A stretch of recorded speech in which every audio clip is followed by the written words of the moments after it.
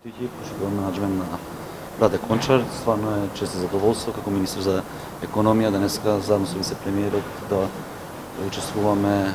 во посета во Раде Кончар, каде што менаџментот бевме директно известени во однос на нивните планирани инвестиции, но истовремено и во однос на инвестициите кои се во тек, како што наведе вице-премиерот, Министерството за економија, како и владата на Северна Македонија претходната година, освен што ја помагавме стопанството за зачувување на работните места, но дополнително и други сектори, ние секој дека одлучивме да ги помагнеме и компаниите кои што имаат храброст и во време на пандемија да инвестираат, а преку тоа секој да ја зголемат нивната конкурентност, а производите македонски да бидат пласирани не само во регионот, но и во други пазари. Во ова насока ќе продолжиме да креираме мерки, во континуитет ќе ја поддржаме стопанството, посебно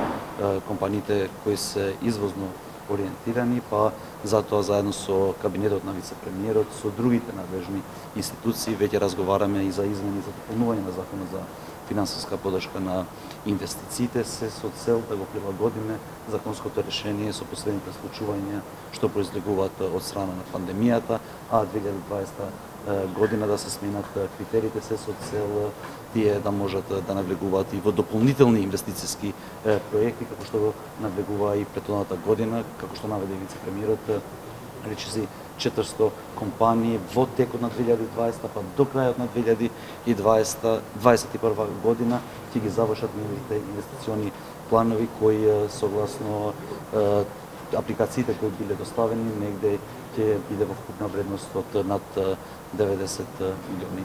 евра. Затоа уште еднаш би сакал да ја користам на приликата да ги честитам за храброста менаџментот на Раде Кончар, кои во време на пандемија секако дека работат